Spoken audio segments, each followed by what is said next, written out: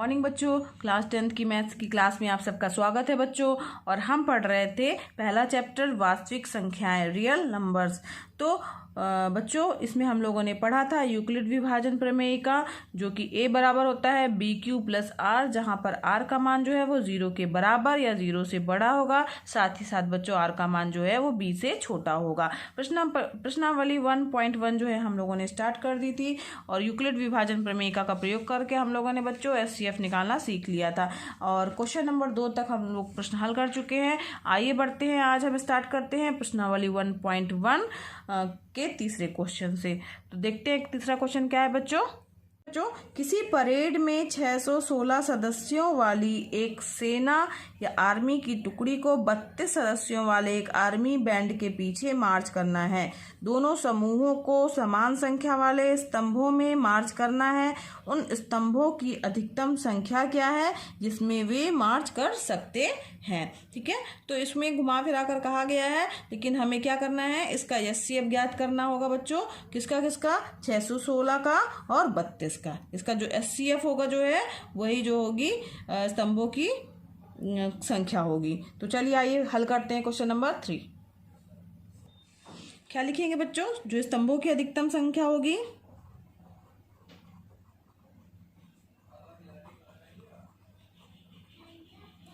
अधिकतम संख्या क्या होगी, जो कुल सैनिकों की संख्या और बैंड के सदस्यों की संख्या क्या SCF होगी। संख्या जो होगी वो कुल सैनिकों की संख्या तथा बैंड के सदस्यों की संख्या का HCF होगी। ठीक है, तो अब हमें कुछ नहीं करना बच्चों, हमें क्या करना है, 616 और 32 का SCF निकालना होगा। अतः स्तंभों की संख्या 616 और तथा 32 का HCF होगी। ठीक है, अब हमें कुछ नहीं करना, बस यूक्लिड विभाजन प्रमेय का लगा करके SCF ज्ञात कर लेना है। कर लेंगे ना बच्चों। तो चलिए आइए देखिए करते हैं इसको। यहाँ पर क्या करना है, हमें सबसे पहले देखना है कि कौन सी संख्या छोटी है कौन सी संख्या बड़ी है। तो यहाँ पर कौन सी संख्या बड़ी है, 616 बड़ा है 32 से, यानी हमें क्या करना है, 32 से भाग देना है। किसमें, 616 में। 616 में भाग देंगे तो ये कितनी बार जाएगा बच्चों, ये बच्चों जाएगा एक बार। 32 से कम 32 दूनी 64 हो जाएगा, ज़्यादा हो जाएगा तो यहाँ पे 32 आ जाएगा। घटेगा तो कितना आ गया, 9 आ गया, 2 हो गया, 96। फिर कितनी बार जाएगा, 9 बार जाएगा हमारा। तो ये कितना आ जाएगा, 9 दूनी 18 की 8, हाथ की आई 1, 9 त्रिक 27 और 1 ये 28। बचेगा कितना है यहाँ पर हमारे पास में, 8 बचेगा, यहाँ पे कुछ नहीं बचेगा। अब फिर 8 का भाग किस में देंगे बच्चों, जो 32 दिया हुआ है उसमें देंगे। तो 8 चौक को 32, यहाँ 32 हो गया, शेषफल 0 आ गया। तो अब ये तो हमारा रफ वर्क था बच्चों। हम यूक्लिड विभाजन प्रमेयिका के अनुसार जो है चरण के रूप में किस तरीके से लिखेंगे, तो लिखना पड़ेगा हमें बच्चों कि यूक्लिड विभाजन एल्गोरिथम से, यूक्लिड विभाजन प्रमेयिका से। चरण फर्स्ट क्या हो जाएगा इसका बच्चों, चरण के रूप में आएगा ना, तो चरण फर्स्ट आ जाएगा 616 को हम क्या लिख सकते हैं, 32 गुणे 19 बटे प्लस 8। क्या लिखेंगे, 32 गुणे 19 और प्लस जो शेषफल हमारा बचा है 8। अब यहाँ पर जो शेषफल आ रहा है, चूंकि शेषफल 8 डज नॉट इक्वल टू 0 है। अब इसका मतलब है कि हमें दूसरा चरण करना पड़ेगा। चरण 2 आएगा, क्या हो जाएगा इसमें बच्चों, यहाँ पर आ जाएगा हमारा 32, ये जो पद है ये हमारा यहाँ आ जाएगा, और यहाँ पर आ जाएगा 8 गुणे 4 और प्लस 0, 8 गुणे 4 प्लस 0। यहाँ पर क्या लिखना पड़ेगा, शेषफल बराबर 0 आ रहा है ना, 0 दिया हुआ है, 0 के बराबर है। ठीक है, तो जो कि शेषफल आ गया तो यहाँ पर हमारी प्रक्रिया जो है यहीं पर रुक जाएगी। तो क्या लिखेंगे, भाजक क्या आ जाएगा हमारा बच्चों, और शेषफल क्या हो गया, शून्य है, इसलिए अतः महत्तम समापवर्तक या HCF क्या हो जाएगा, 8 है। 8 महत्तम समापवर्तक आ गया, मतलब स्तंभों की कितनी संख्या होगी, 8 होगी। तो उत्तर अलग से लिख दीजिएगा, अतः स्तंभों की कुल संख्या 8 होगी। ये हमारा आंसर हो गया बच्चों। समझ में आया ना कैसे करना है? कुछ नहीं, यूक्लिड विभाजन प्रमेयिका का प्रयोग करके हम लोगों ने इन दोनों का HCF ज्ञात कर लिया है। ठीक है बच्चों, अब आगे बढ़ते हैं। तो इसका क्वेश्चन नंबर 4 और जो क्वेश्चन नंबर 5 है, ये दोनों बच्चों एक ही तरीके के क्वेश्चन है। इसमें से एक क्वेश्चन देखते हैं हम। तो बच्चों क्वेश्चन नंबर 4 और 5 एक ही जैसे हल करना है, तो हम एक क्वेश्चन लेके चलते हैं। तो बच्चों हम लोग क्वेश्चन नंबर 5 ले लेते हैं। क्वेश्चन नंबर 5 हमारा क्या कह रहा है, यूक्लिड विभाजन प्रमेयिका का प्रयोग करके दर्शाइए कि किसी धनात्मक पूर्णांक का घन 9m 9m+1 9m+8 के रूप का होता है। इसी तरीके से यहाँ पे m 3m या 3m+1 के रूप का, इसमें लिखा गया है 9m 9m+1 9m+1 +8 के रूप का। सबसे पहले क्या करेंगे कि माना a क्या है, एक हमारा धन पूर्णांक है। तो लिख लीजिए, माना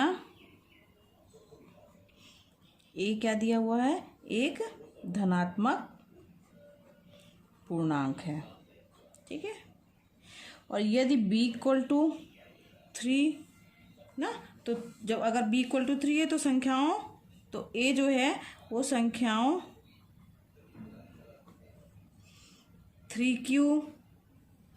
3q+1 या 3q+2 के रूप का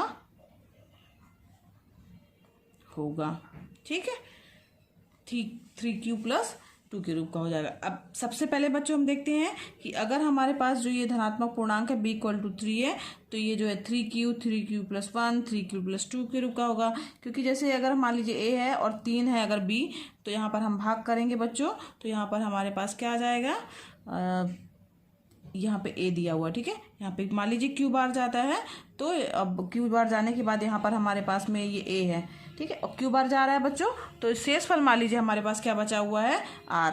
तो जो ये r शेषफल बचा हुआ है, तो वो r, तो इसको हम किस तरीके से लिखेंगे, यूक्लिड विभाजन प्रमेयिका के अनुसार a बराबर 3q+r, और r का मान क्या होगा बच्चों, 0। r बराबर हो जाएगा हमारे पास 0 1, r = 0 1 और 2, इस तरीके से। तो जब r का मान हम एक बार 0 रखेंगे तो हमारे पास क्या आ जाएगा, a बराबर 3q आ जाएगा। एक बार r बराबर अगर हम 1 रखेंगे बच्चों, तो 3q+1 प्राप्त होगा, और अगर r बराबर 2 रखेंगे तो 3q+2 प्राप्त होगा। समझ में आ रहा ना बच्चों? तो अब हमें इसको बताना है कि ये जो है वो 9m, इसका घन करना है। तो अगर मान लीजिए सबसे पहले ये 3 चीज़ें हमें प्राप्त हुई हैं, तो अगर a बराबर, यदि a बराबर जो है 3q है, ठीक, तो क्यूब करना है, चूंकि प्रश्न में दिया हुआ है कि घन ज्ञात करना है, तो घन यानी घाते 3। ठीक है, तो यहाँ इस तरफ भी हो जाएगा 3q की घाते 3, तो a क्यूब बराबर क्या आ जाएगा हमारे पास बच्चों, यहाँ 3q का 3 बार गुणा करेंगे तो आ जाएगा 27q की घाते 3। अब 27q की घाते 3 को हम क्या लिख सकते हैं, 9 कॉमन ले लेंगे, 3q की घाते 3 के रूप में लिख सकते हैं। अगर ये कहा जाए तो इसे हम क्या लिख सकते हैं, 9 और m। ये अगर हम इसे m को मान लिया जाए कि जहाँ पर m बराबर है 3q। ठीक है, यहाँ ध्यान दीजिए बच्चों। तो यहाँ हमने किसको, a क्यूब को यानी घाते 3 को के रूप में, या घन को जो है 9m के रूप में हमने लिखा। अब यहाँ पर आगे बढ़ते हैं। यदि जो ये तो पहली स्थिति थी 3q था, अब 3q+1 लेके चलते हैं। यदि a बराबर है 3q+1, अगर 3q+1 आएगा बच्चों तो क्या आ जाएगा, अब a की घाते 3 बराबर क्या करेंगे, 3q+1 की घाते 3। अब यहाँ पे फार्मूला लग जाएगा, x + y की घाते 3 बराबर क्या होता है, यहाँ फार्मूला नोट कर लीजिए, x + y की घाते 3 बराबर होता है हमारे पास में x³ + y³ + 3xy × x + y। ठीक है, ये फार्मूला तो हम लोगों ने पहले भी पढ़ा है। तो अब इसके अनुसार क्या हो जाएगा बच्चों हमारे पास में, 3q की घाते 3,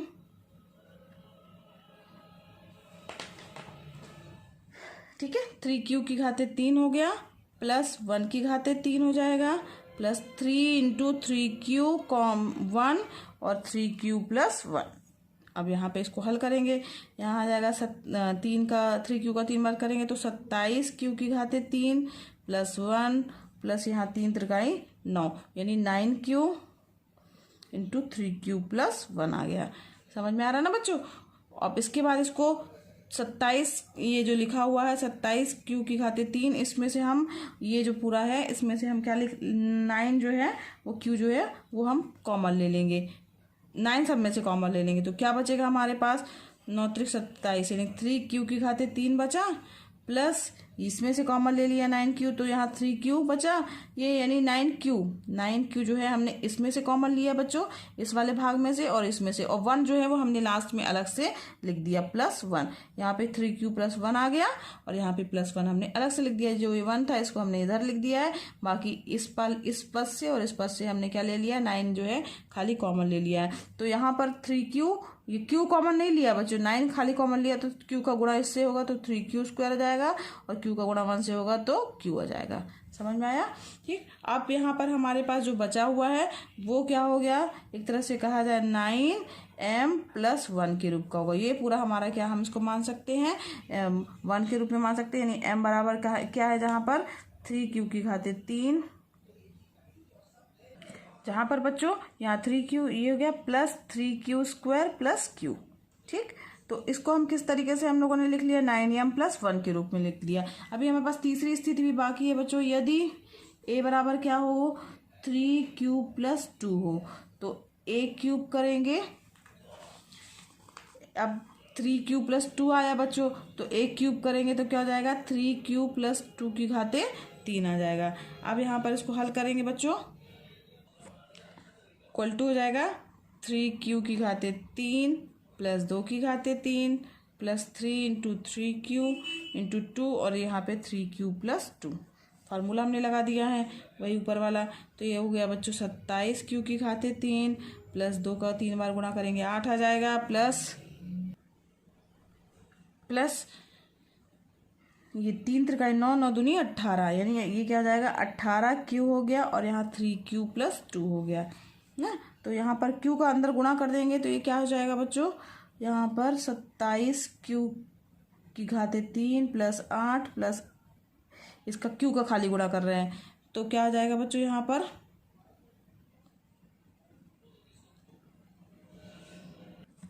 या 18, ये 18 का 18 36 18 54 यानी 54 हो गया, यहाँ पर 54 Q का स्क्वायर हो गया प्लस यहाँ 18 दूनी 36 और Q हो गया।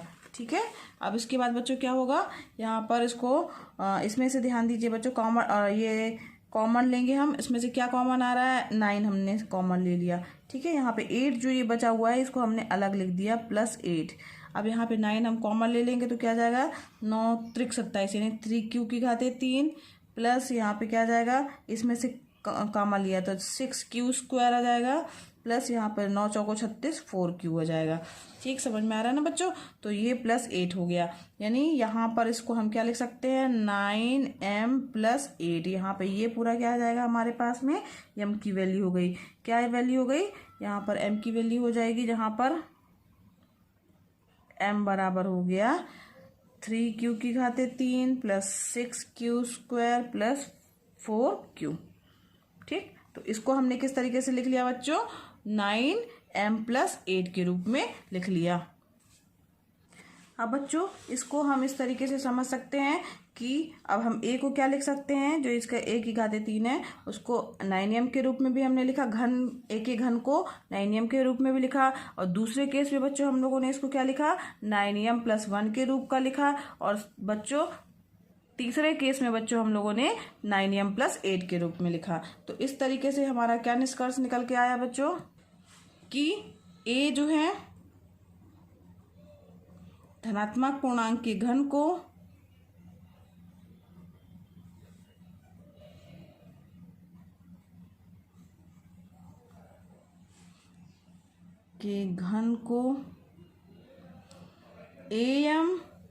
9m, ठीक है 9m प्लस 1 तथा 9m प्लस 8 के रूप में लिख सकते हैं। यही तो हमें बताना था बच्चों कि इसे हम 9m 9m+1 और 9m+8 के रूप में लिख सकते हैं, घन को। ठीक है, उसके घन को। तो ये प्रश्नावली बच्चों आज यहीं पर समाप्त हुई। आपको मेरा वीडियो पसंद आया हो तो लाइक कीजिए, साथ ही साथ बच्चों दूसरे बच्चों को शेयर भी कीजिए। यह निःशुल्क है, और अगर आपने अभी तक सब्सक्राइब नहीं किया बच्चों तो मेरे चैनल को सब्सक्राइब भी कीजिए। धन्यवाद बच्चों।